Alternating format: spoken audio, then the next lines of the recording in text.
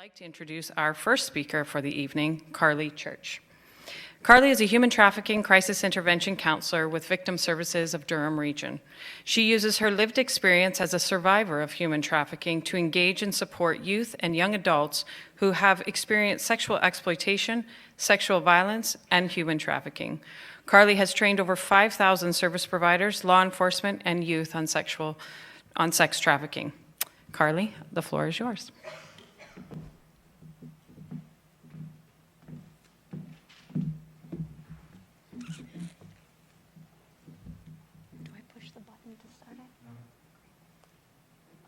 Hi, everybody. My name's Carly. I'm going to do my best to, I might talk really quickly because I have lots of information and I really like to talk, but I have to squeeze it all into, 15 minutes. So I'm going to bear with me. If I talk too quickly, hopefully there's questions and I can clarify some things. But today I'm just going to talk briefly about what human trafficking actually is. So I'm going to give you a definition for it. And I'm going to debunk some myths and misconceptions because I think it's important to paint a picture of what it looks like in an Ontario context and how it looks here in Durham Region. So I am going to debunk a bunch of myths and misconceptions. But before I go into that, I just want you to know that it does not mean that this is the only way that human trafficking looks.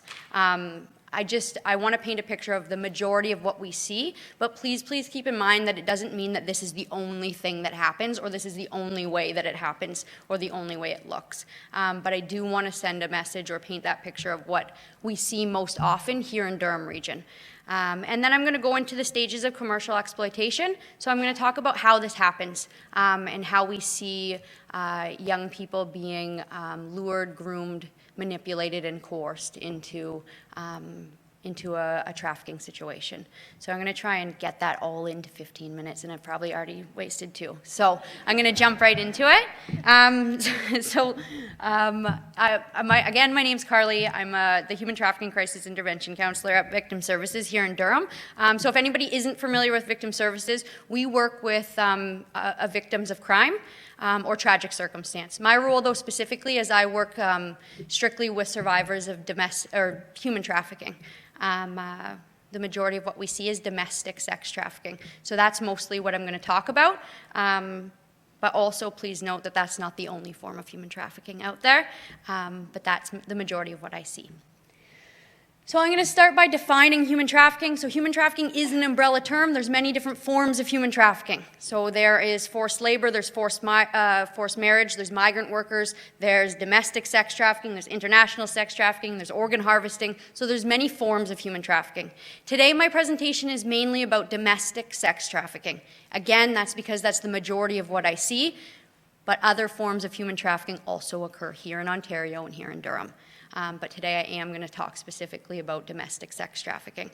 So I'm going to define that. So there's many different definitions out there for human trafficking. There's the Criminal Code definition, there's the UN's definition.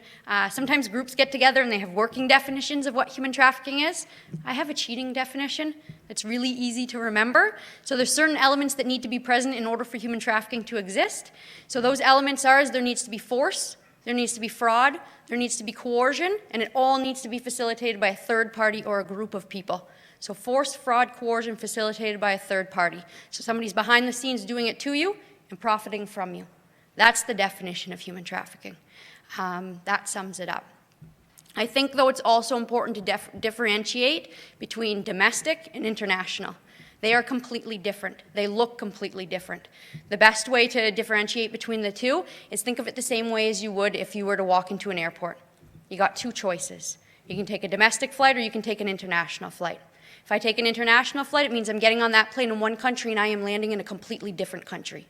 If I take a domestic flight, I'm getting on that plane in one country and I am landing in that exact same country. It means the same thing when it comes to human trafficking. International human trafficking means you are from one country and you have been brought to another country for the purpose of trafficking or the purpose of exploitation.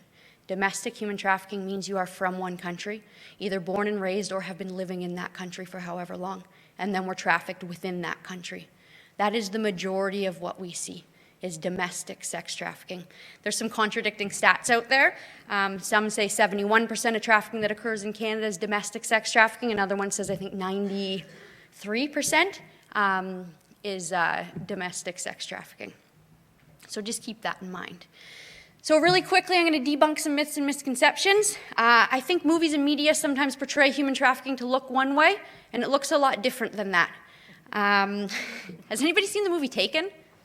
You know, the Liam Neeson thriller? Super cool movie, action-packed, suspenseful. That's what I was taught human trafficking looked like, that movie. If you haven't seen it, I wish I could give you a summary. I don't have time, so you have to go home and watch it. So that's what I grew up thinking that human trafficking looked like. So when I was being trafficked, I had absolutely no idea that that's what was happening to me, because I thought it had to look like that movie. So a couple myths that I want to debunk is one, people hear that word trafficking, especially young people, and they think movement needs to take place. I go into schools and I talk to a lot of young people, and oftentimes they believe you have to be from somewhere and brought somewhere else. Zero movement needs to take place in order for human trafficking to exist. You can be born and raised in Ajax, and you can be trafficked in Ajax. Zero movement needs to take place. Another misconception, especially from the movie Taken, is a lot of people believe it is a complete stranger who traffics you. I'm not saying that it's somebody you've known your entire life and your best friends, but there's usually some form of there's a connector. There's some kind of connection between you and the person who intends on trafficking you. Sometimes it's somebody you went to the same high school, you grew up in the same neighborhood, it's your cousin's friend's friend. It might be somebody who has a lot of mutual friends in Facebook, likes a lot of your pictures on Instagram. There's usually a connector link, cause you to put your guard down, because then you're more likely to engage in conversation with this person. You know this person, you've heard of this person. You're going to engage in conversation. To go along with that misconception, I think a lot of people see movies and they believe that you are kidnapped. You are picked up off the street. And I am not saying that this does not happen, but the majority of what we see is that this person befriends you. They begin to meet every single one of your basic needs. They get to know things about you. They pay attention to you. They are interested in you. And they treat you better than anybody has ever treated you before in order to get you to come with them. That's what we see more often. I could go on and on about myths and misconceptions, but I don't have a lot of time. So the last one I'm going to talk about is the difference between sex work and human trafficking. And I know there's probably a lot of strong moral and value-based opinions around this. I have my own, so that's okay. But I do like to differentiate between sex work and human trafficking. The reason being is because there are laws around sex work and there are laws around human trafficking. And the other reason why I like to do it is because if somebody comes up to me and identifies that they are working independently, my intervention is going to look a lot different than if somebody came up to me and said that they are being trafficked. So I think it's important to differentiate between the two. So the way that I do it is I look at it as a spectrum of experience. So people enter the sex trade for a variety of different reasons. I break it down into 3 reasons. I call them the 3 C's. On one end of the spectrum, you have choice. On the opposite end of the spectrum, you have coercion or human trafficking. In the middle, you have circumstance. So if I'm talking about choice, this means I am an independent sex worker. I'm a consenting adult. Age of consent for sex work in Canada is 18. So I'm over the age of 18. I have decided of sound, coherent mind that this is something that I want to do. Nobody has pressured me into doing it. My situation has not pressured me into doing it. My finances have not pressured me into doing it. I have decided that this is something I want to do. I make all my own rules. I keep all of my own money.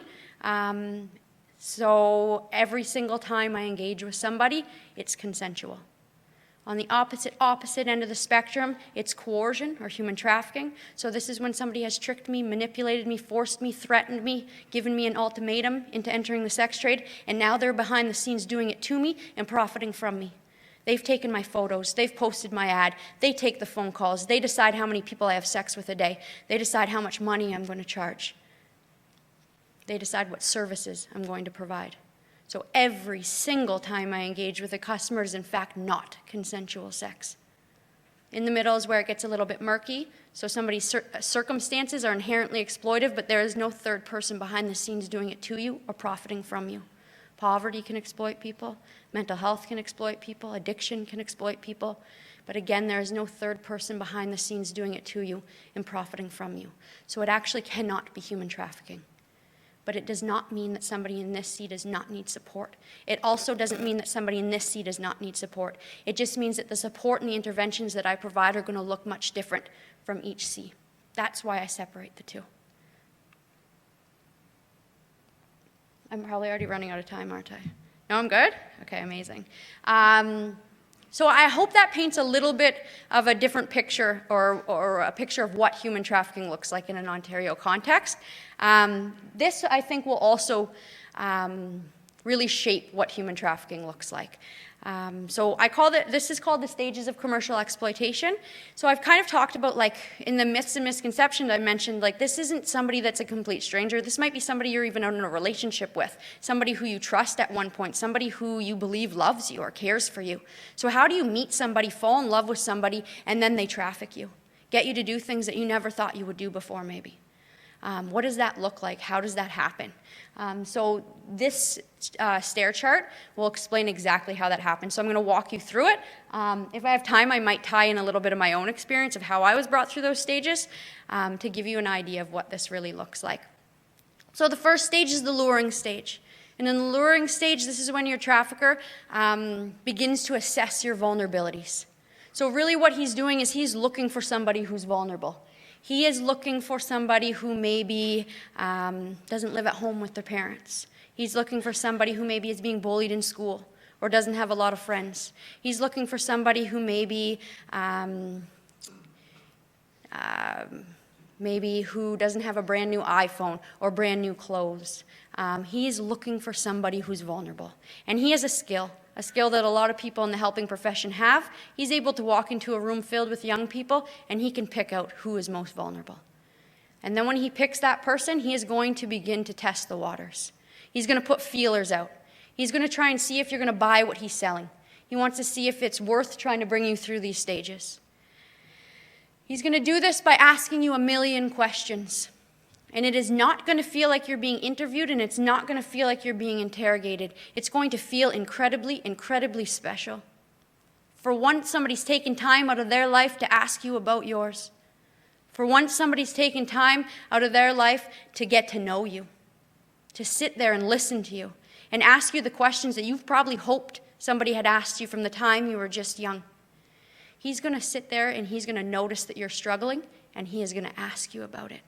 It's going to feel like for once somebody cares. Somebody cares enough to ask me those questions.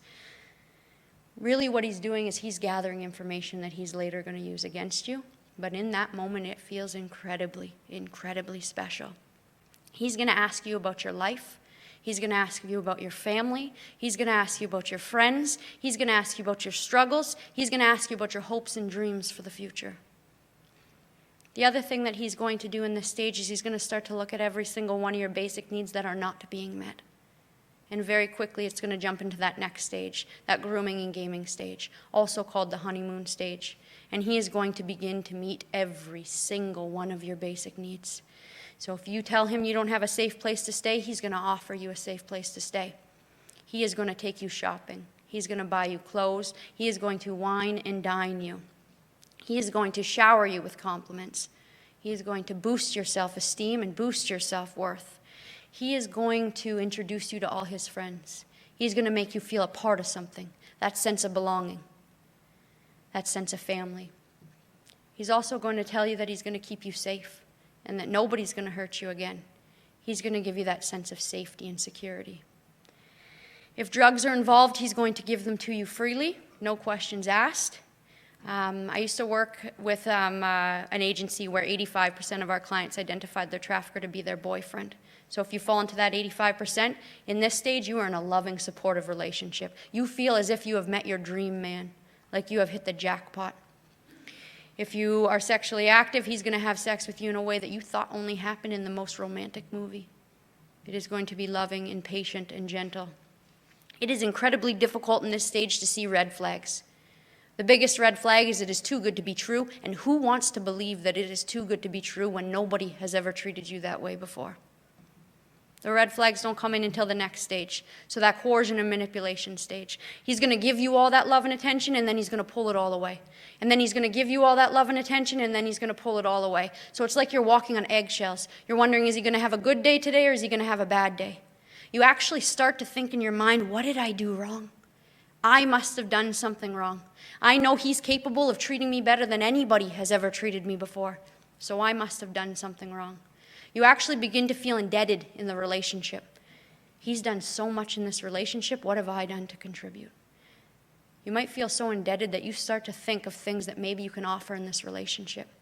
Probably, though, before you can even offer anything, he's going to start to ask you to do things. And he's going to start to ask you to do things that you never thought you would do before. He might have even suggested you do them back in the luring stage, but you said to him, no, I don't do those kinds of things. He said, no problem. He's going to ask you again now in the coercion and manipulation stage, and you're going to be much more likely to do it because all you want is for it to go back to that honeymoon stage. You know he's capable of treating you better than anybody has ever treated you before, and that's all you want. So he's going to ask you to do things, and he could ask you to do things that are sexual or not sexual. What he's going to do is he's going to try and break down your boundaries, your morals, your values. So he might ask you to lie for him, take a charge for him, look out while he robs somebody. Or he could ask you to send that naked picture he's been begging you for. Make that video with him, have sex with one of his friends. And immediately after, he's going to give you all that love and attention back. Then he's going to pull it away again. He's going to ask you to do something else.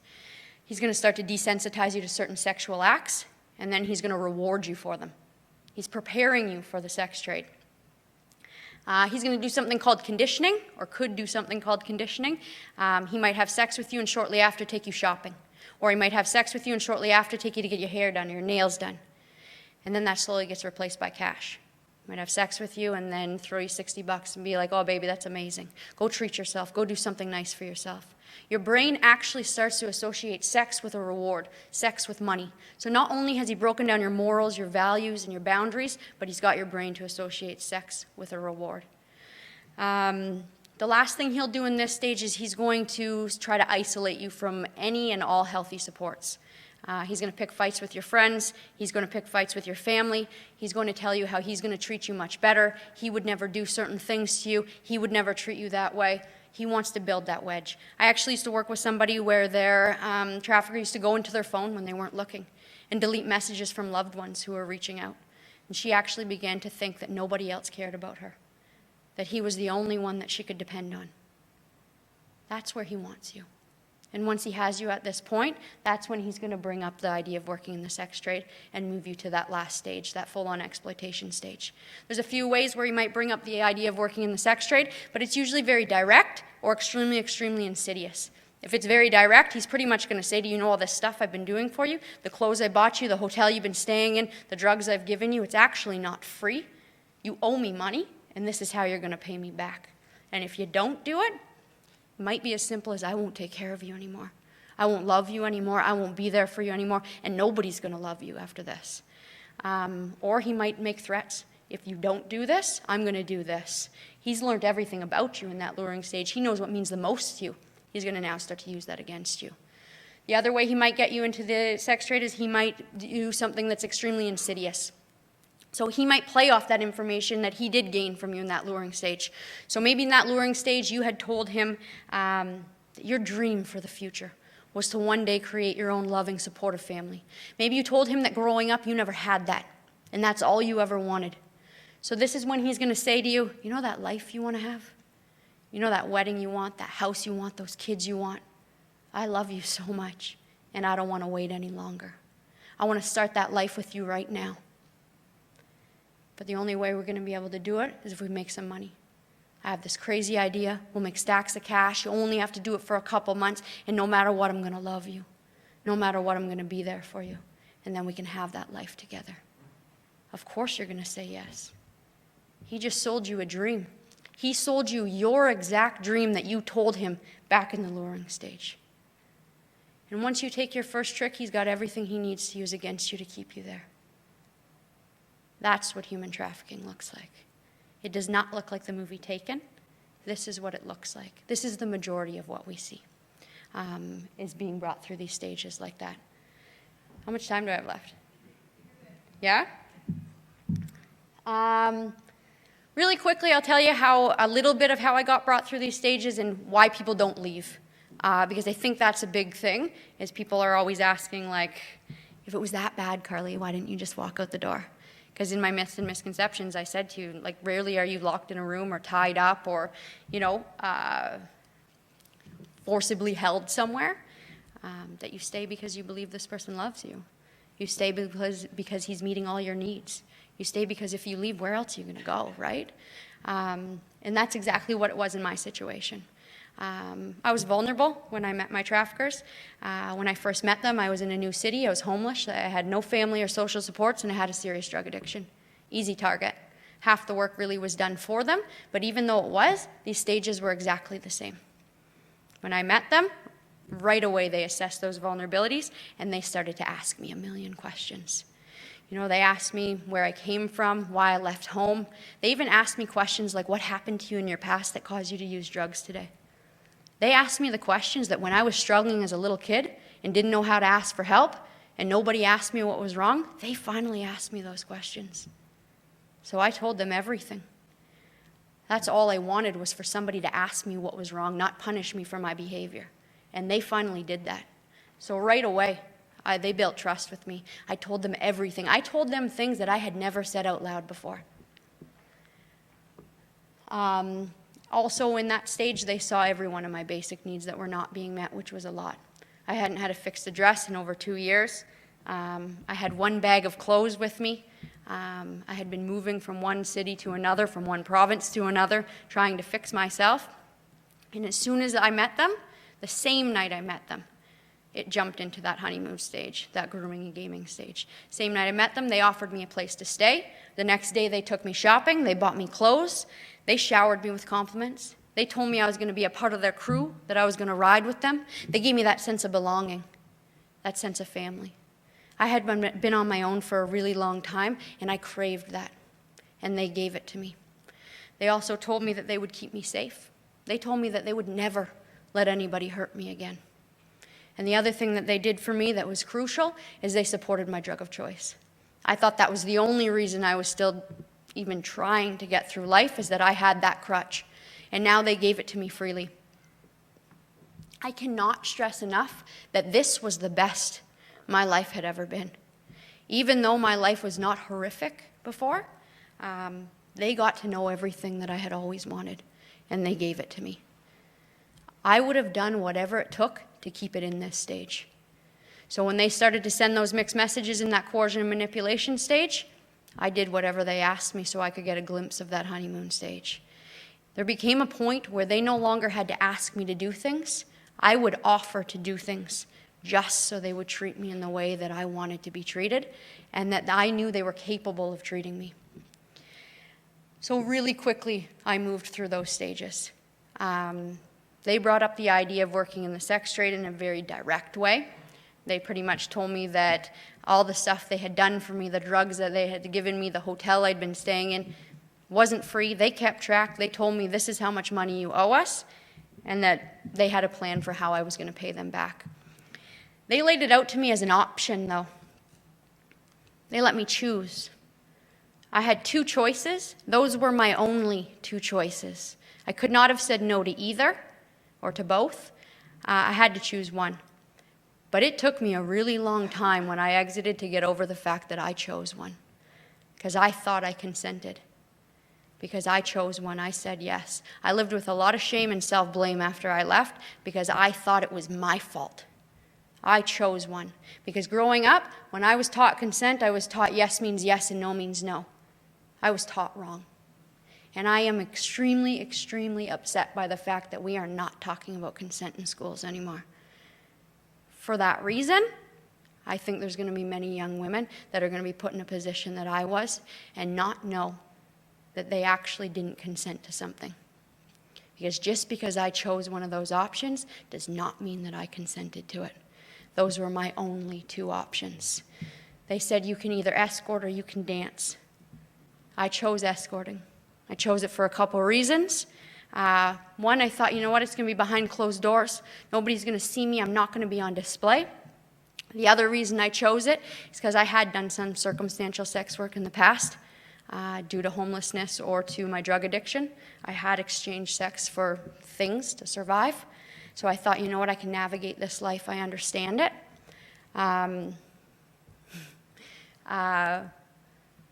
And then the last reason I chose it is I thought it would be a sense of control. I thought I'd control who came to my door. I would control how many people I had sex with. I would control what services I provide. But as soon as I said yes, everything changed. They took my pictures, they posted my ad, they put their cell phone number on the ad. They told me when to eat, when to sleep, how many people to have sex with a day, what services I needed to provide, and I hated every minute of it. It was the worst experience of my life. Half the time I had no idea who was coming to my door, and I had no idea what services I was expected to provide. It was the most traumatic experience of my life. But I can tell you, as crazy as it sounds, my life was still better than before I had met them. I had a roof over my head, I had food in my stomach, I was not withdrawing in the street in the freezing cold all by myself. So as much as I hated what I had to do day in and day out, my life was still better than before I had met them. I would have never walked out of that door. Even though physically I could have opened my hotel room door, I could have walked out, I could have asked for help, I never would have. There's 3 reasons why I wouldn't have left, and I think after working with young people for quite a while now, these are the 3 reasons why it's not as simple as just walking out that door. The first reason I didn't leave was fear. That's the obvious one. There was some physical violence in my situation, and I thought if I walk out this door and they catch me, what are they going to do to me? That fear was real.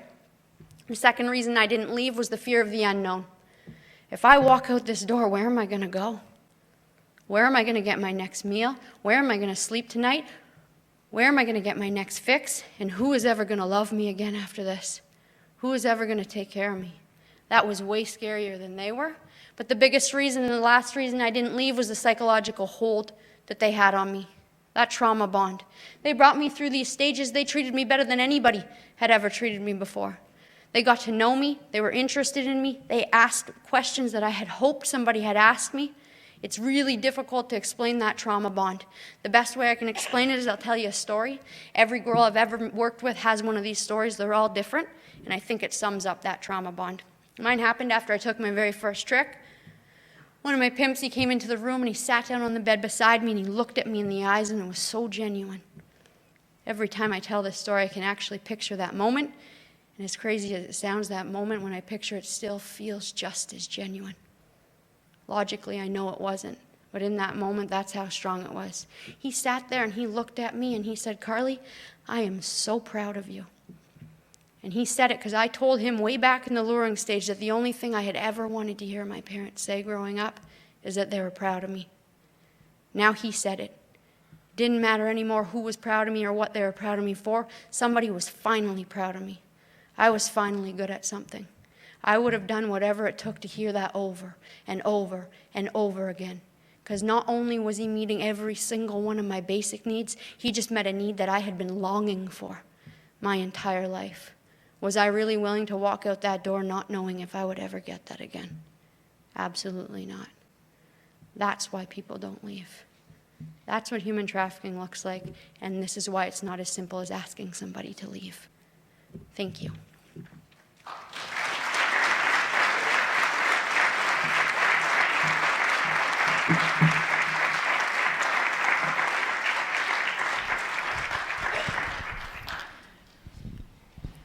Thank you, Carly. I can't speak on behalf of the entire audience, but I think I can say that that was an amazing presentation.